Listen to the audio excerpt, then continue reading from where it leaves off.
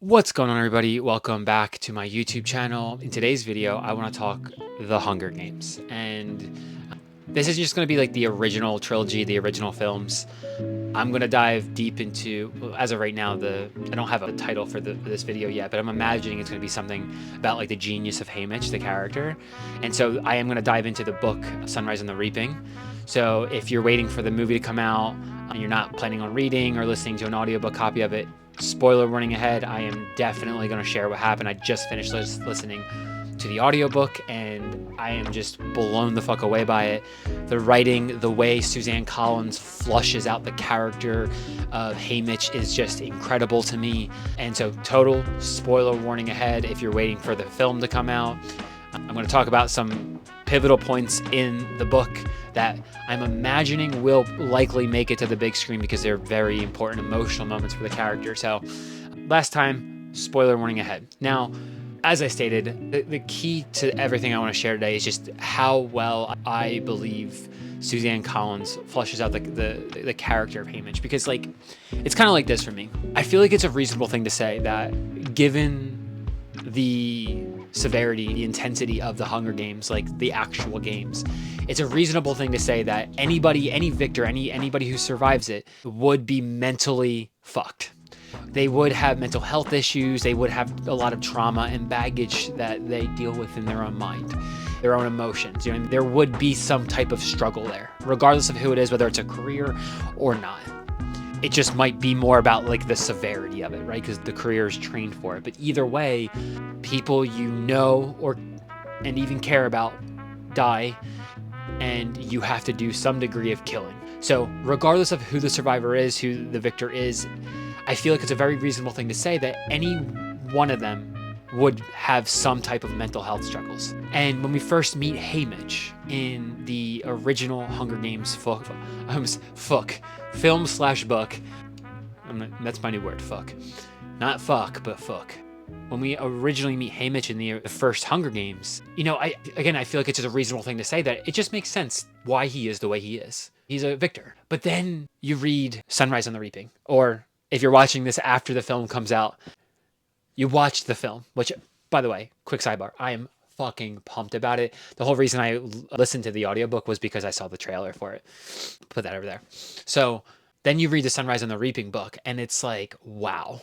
To me, it's like the fact that he's even alive, the fact that he's even somewhat coherent and presentable to the public is fucking fascinating, because I would make the argument, I'm getting the chills right now, I would make the argument that the shit Snow puts him through, the Capitol put him through, so Haymitch Abernathy through, puts everything Katniss went through to fucking shame. I mean, I think there's an argument to be made that Snow bombed District 12 because of Katniss, but we never, at least on the big screen, we never really see how that affects Katniss. Now, I will offer this, because for book readers, you may have a deeper insight than me on this, because I did read the first Hunger Games book and the third one. I don't know why, but I did not read the second one.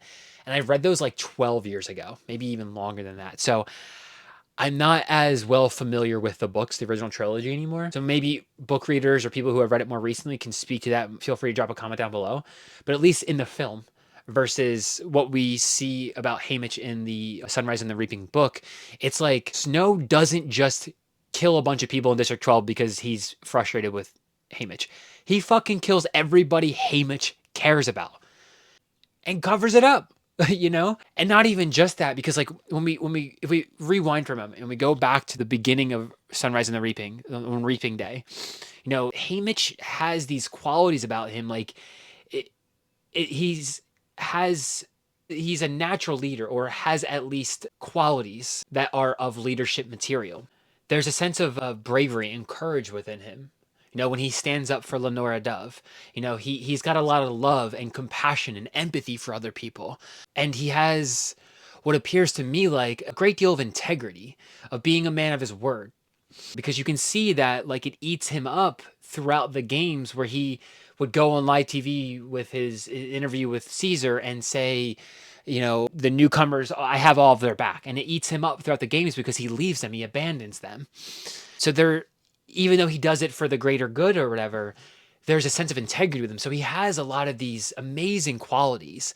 And by the time we meet him in the original Hunger Games book, it's like it's not that they're necessarily gone, but they're not visible anymore. They're not visually there. You can't tell that he's that person anymore. And because Suzanne Collins does such a great job of not just showing that he's a victor, and it makes sense that he is drinking himself to sleep, but shows that like he's fucking broken, and he's fucking broken for a multitude of reasons. Whether we go back to Luella and that leadership role he takes in saying like we'll be allies in the very beginning of when they first get reaped, we'll be allies and I have your back. And then he fails protecting her and she dies, right? And the kinship, man, the kinship with Maisie Lee just like tugged at my heart a little bit. The kinship he cultivated with Maisie Lee and how they started calling each other, was calling her sister at the end, and he failed her too. And then he failed her again by not being able to protect, what's the kid at the very end? The third to last tribute to die. I'm totally drawing a blank right now. The one that was up in the tree.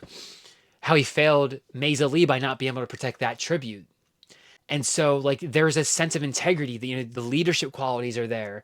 He's got compassion for people, and just like one by one that shit's stripped away. And it's like, okay, we can see at like the surface level.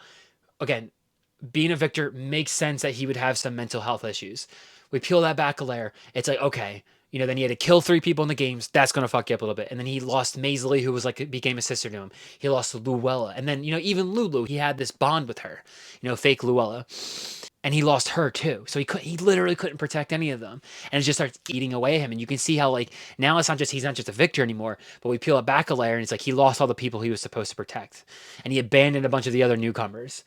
But not even just that, because he rebelled and he didn't, I don't know if it's right to say that he didn't believe Snow would make him pay.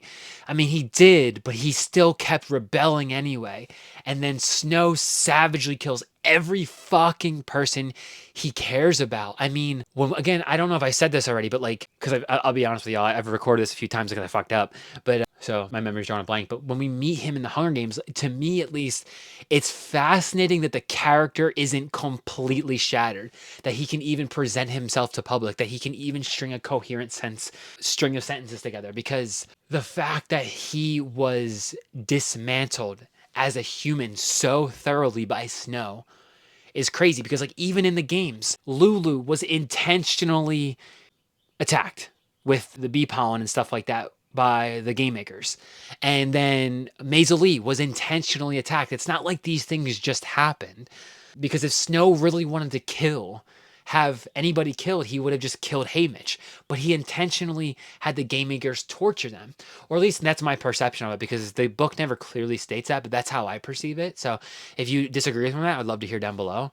But it's just so ruthless how he is person by person, one by one, picked the fucking apart. His humanity stripped away from him. And it's even more fascinating to me that like even in the original Hunger Games films, because again, it's been so long since I've read the books that I can't actually recall Haymitch in the books, like that character, his qualities and stuff like that, how he's portrayed. When we meet him in the original films, the fact that he even has a shred of humanity left speaks volumes to the heart that the character actually has. And I don't know, I'm just getting the chills. The book was phenomenal. I fucking loved it. I will totally link the channel that I found that the woman did an awesome job reading it, and she sang some of the parts too. Really cool. So I'll link that down below if anyone's interested. But yeah, I mean, those are my thoughts on it. I can't, after listening to the whole book, the character of Haymitch, I mean, he speaks to me as an individual person so much, just with some of the struggles that I've had in my life. I have had struggles with alcohol addiction.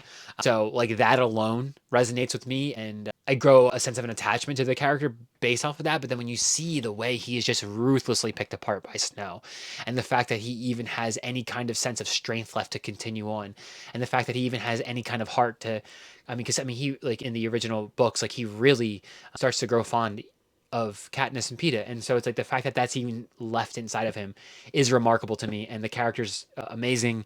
And kudos to Suzanne Collins for how she wrote him. And yeah, it's just amazing. So I'd love to hear your thoughts on it all down below. If you read it, if you didn't, and you watched all the way through, I totally recommend reading it, because there are just going to be some things that are going to be in the film that's just incredible. So anyway, that's it. That's all, y'all. If you like the video, like these kind of videos, stuff like that, like, comment, subscribe, all the things down below, and peace out.